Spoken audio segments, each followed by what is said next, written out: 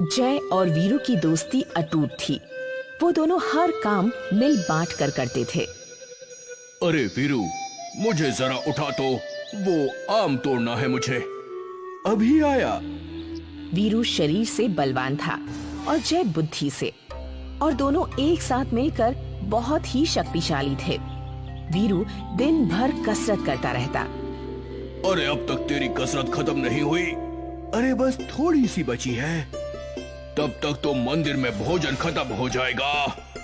क्या मंदिर में भोजन है? हाँ, सुना है किसी बड़े आदमी की मन्नत पूरी हो गई है, इसलिए उसने मंदिर में अच्छे अच्छे पकवानों का भोजन रखा है। क्या बात कर रहा है? चल जल्दी पकवान मिले और मैं ना खाऊं। भला ऐसा कभी हो सकता है क्या? वही तो, चल।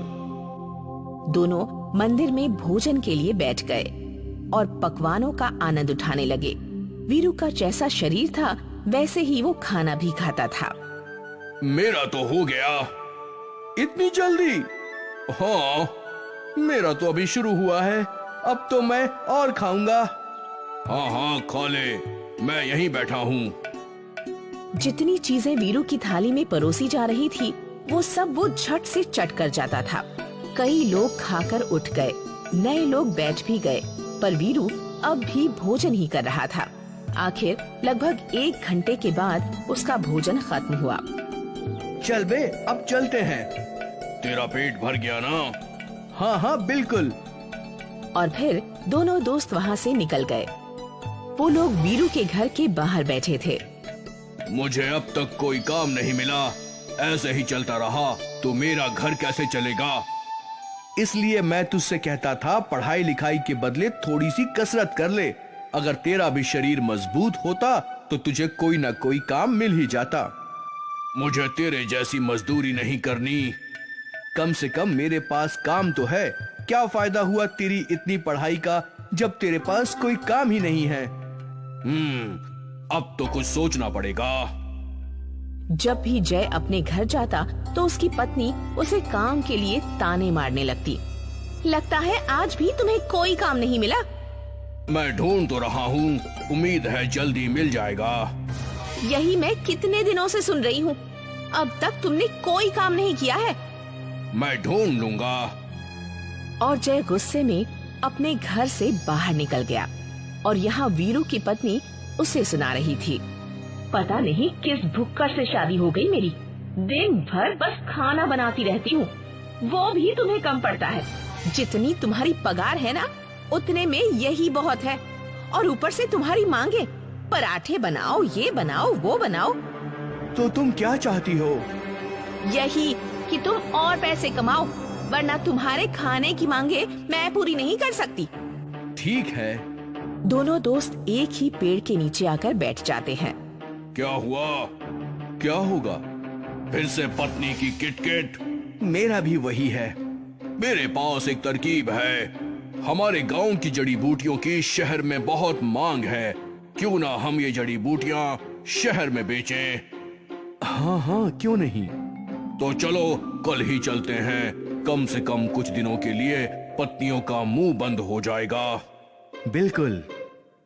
अगली सुबह जय और वीरू दोनों जड़ी बूटियों की टोकरी लेकर पैदल निकल पड़े। शहर काफी दूर था। लगभग दोपहर के 12 बजे वो लोग शहर पहुँचे और वो एक व्यापारी के पास गए। अरे सेठ जी, ये देखिए, हमारे पास ताजी जड़ी बूटियां हैं। उस सेठ ने कुछ जड़ी बूटियां सूंघी।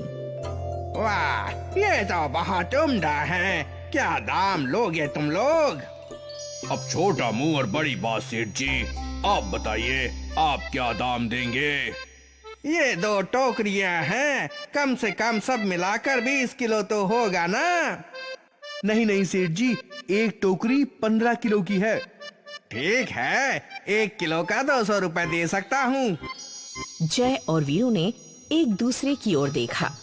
ठीक है सेठ जी, हमें मंजूर है। सेठ के नौकर ने टोकरियों का वजन देखा तो एक टोकरी का वजन 15 किलो था। 30 किलो के 6000 रुपए, ये लो। धन्यवाद सेठ जी, बहुत बहुत धन्यवाद।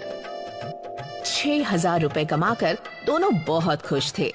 रास्ते में दोनों बातें कर रहे थे। ये व्यापार तो बहुत अच्छा है। 2000 की जड़ी बूटियों के हमें 6000 मिले, मतलब 4000 का मुनाफा। हाँ बिल्कुल, 2000 मेरे और 2000 तेरे, ये ले। इन बचे हुए 2000 से हम अगली बार वापस जड़ी बूटियाँ खरीदेंगे। हाँ हाँ बिल्कुल। दोनों दोस्त जंगल के रास्ते गांव लौट रहे थे। वो लोग रास्ता भटक गए तो और शाम हो चुकी थी। मुझे लगता है हम लोग रास्ता भटक गए हैं। क्या? अरे पर मुझे बहुत भूख लगी है। इस जंगल में खाने को खाना कहाँ मिलेगा? थोड़ा और चलते हैं, कोई ना कोई गांव मिल ही जाएगा। ठीक है, देखते हैं। कुछ दूर चलने के बाद उन्हें एक गांव मिला। रुक, मैं अभी उस गांव से कुछ खाने के लिए ले आता हूँ। मैं जाता हूँ।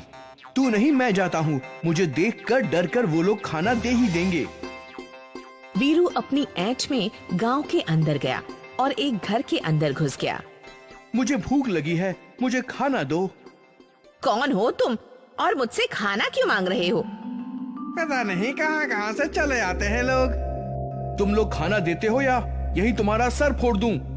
अरे बचाओ, कोई तो हमें बचाओ, ये आदमी हमें मारने की धमकी दे रहा है। उस औरत की चीख सुनकर गांव वाले वहां जमा हो गए और अपनी लाठियों से वीरू को पीटने लगे। मुझे छोड़ दो मुझे। वीरू दुम दबाकर वापस भाग गया। ये देख, उन लोगों ने मेरा क्या हाल किया। मैंने तो बस खाना ही मांगा था। तूने जरूर धमकी दी होगी।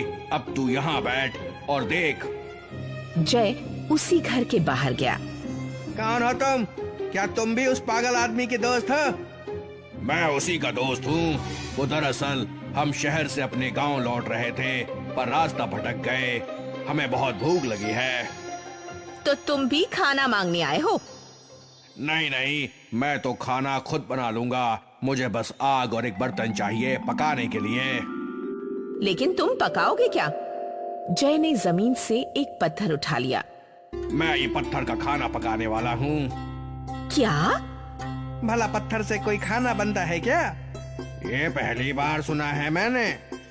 यकीन नहीं है तो मुझे आग और बर्तन दो, मैं बना कर दिखाता हूँ। ठीक है ठीक है। गांव वालों ने आग और बड़े बर्तन का इंतजाम किया। जय ने बर्तन में पानी डाला और उसमें वो पत्थर डाल दिया। कुछ देर बाद पानी गर्म हो गया। अगर थोड़ा आलू मिल जाता तो मजा ही आ जाता। हाँ हाँ मैं देती हूँ। वो औरत आलू लेकर आई। जय ने हंडी में आलू डाल दिए। और थोड़ा चावल भी मिल जाए तो सोने पे सुहागा हो जाए। मैं देती हूँ चावल। दूसरी औरत ने चावल दिए। जय ने हंडी में चावल भी डाल दिया। कुछ देर बाद और थोड़ी दाल और नमक भी मिल जाए तो मजा आ जाए। हाँ हाँ क्यों नहीं। तीसरी औरत ने दाल और नमक लाया। जय सब कुछ हंडी में डालकर उन्हें मिलाकर पकाने लगा। कुछ देर बाद हंडी की खुशबू फैलने लगी। लगता है पक गया है। इस बीच जब गांव वालों का ध्यान नहीं था, तब जय ने हंडी से पत्थर निकाल दिया। मेरा खाना तैयार है। मैं अपने लिए और अपने दोस्त के लिए खाना लेता हूँ, बाकी आप लोग खा लीजिए। जय ने छोटे घड़े में अपने और अपने दोस्त के लिए खाना ले लिया। आप सबके लिए काफी खाना है।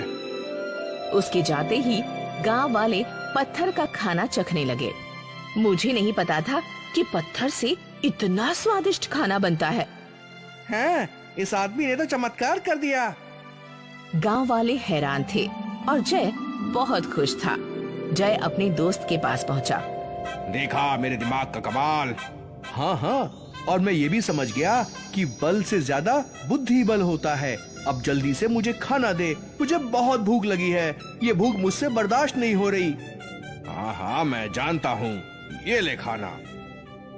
जय वीरू ने मिलकर भर पेट खाना खाया और जय ने साबित कर दिया, भले ही कोई भी मुश्किल हो, अगर हम बुद्धि का इस्तेमाल करें तो हर मुश्किल हल हो ही जाती है।